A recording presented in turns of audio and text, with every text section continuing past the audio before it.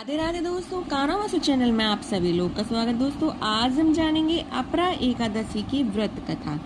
तो ये जानने और सुनने के लिए वीडियो के अंत तक बने रहे। चैनल को लाइक सब्सक्राइब जरूर कर दे, बेल आइकन का बटन दबाना ना भूलें, जिससे कि आने वाली नोटिफिकेशन आप लोगों के पास जरूर पहुंचे। दोस्तों, अपरा एकादशी की व्रत कथा, अपरा एकादशी जिसे अचला एकादशी भी कहा जाता है, हिंदू धर्म में अत्यंत महत्वपूर्ण ये व्रत बताया गया है। यह व्रत विशेष रूप से ज्येष्ठ माह के कृष्ण पक्ष की एकादशी को मनाया जाता है। इस दिन भगवान विष्णु की पूजा, उपवासी व्रत, भजन कीर्तन और दान का विशेष महत्व होता है।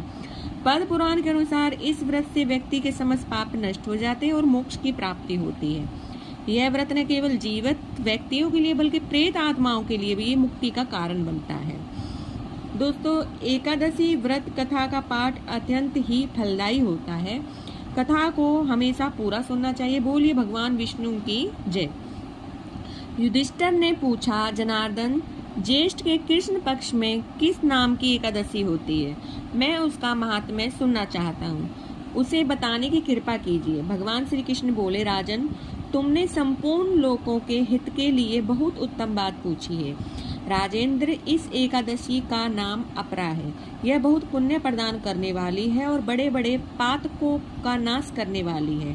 ब्रह्म हत्या से दबा हुआ, गोत्र की हत्या करने वाला या गर्भस्थ बालक को मारने वाला परंदिक तथा प्रस्त्रीलिपट पुरुष भी अपरा एकादशी के सेवन से निश्चय ही पाप रहित हो जाता है।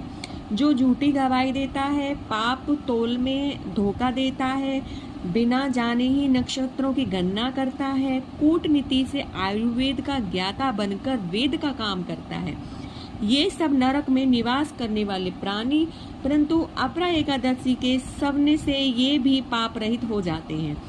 यदि वह क्षत्रिय शाक्त धर्म का परित्याग करके युद्ध से भागता है तो वह क्षत्रिय योचित धर्म से भी भ्रष्ट होने के कारण घोर नरक में पड़ता है। जो शिष्य विद्या प्राप्त करके स्वयं की गुरु की निंदा करता है, वह भी महापातकों से युक्त होकर बेहड़कर नरक से गिरता है। किंतु अपरा एकादशी सेवन से ऐसे मनुष्य भी सद्गति को प्राप्त होते हैं। माघ में जब सूर्य मकर राशि पर स्थित हो तो उस समय प्रयाग में स्नान करने वाले मनुष्य को जो पुण्य होता है, वो काशी में शिवरात्रि का व्रत करने से जो पुण्य प्राप्त होता है, या गया में पिंडदान करके पितरों की तृप्ति प्रदान करने वाला पुरुष जिसकी पुण्य का भागी होता है, बृहस्पति के सिंह राशि पर स्थित होने पर गोदावरी में जो स्नान करने वाले मानव जिस फल को प्राप्त करता है, वो बद्रिका शर्म की यात्रा के समय भगवान केदार के दर्शन से तथा बद्री तीर्थ के सेवन से जो पुण्य फल उपलब्ध होता है, तथा सूर्य ग्रहण के समय जो कुरुक्षेत्र में दक्षिणा सहित यज्ञ करके हाथी, घोड़ा या स्वर्ण दान करने से जिस फल की प्राप्ति होती है, उसे अपरा एकादशी के सेवन से भी मनुष्य वैसे ही फल प्राप्त करता है जैसे कि अपरा को उपवास करके भगवान वामन की पूजा करने से मनुष्य सब पापों से मुक्त हो जाता है। श्री विष्णु लोक में प्रतिष्ठित होता है। इसको पढ़ने और सुनने से सहस्त्र गोदान का फल मिलता है। युधिष्ठिर ने कहा, जनार्दन, अपरा का सारा महात्म्य मैंने सुन लिया है। आप ज्येष्ठ के शुक्ल पक्ष में जो एकादशी है, इसका वर्णन कीजिए। भगवान श्री कृष्ण बोले, राजन, इसका वर्णन परम धर्मात्मा सत्यवितानंदन व्यास जी करेंगे, क्योंकि ये संपूर्ण शास्त्रों के तत्वज्ञ और वेद वेदाड़कों के पराडत विद्वान से।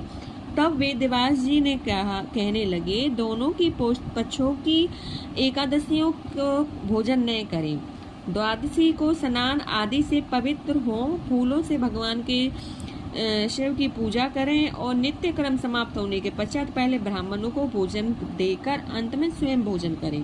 राजन, जन्ना सोच और मरना सोच में भी एकादशी को भोजन नहीं करना चाहिए।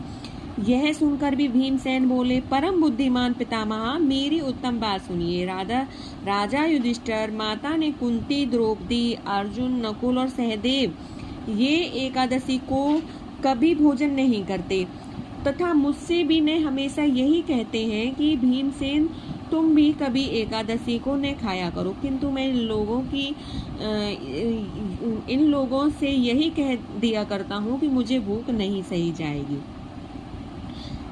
तब उन्होंने बताया कि आप अगर भीमसेन को अगर आप भूख नहीं सही जाएगी तो ज्येष्ठ माह में ही एक निर्जला एकादशी पड़ती है, अगर आप वो कर लोगे तो पूरे साल का आपको उसका फल प्राप्त होगा। तो दोस्तों यही कथा का समापन होता है। बोलिए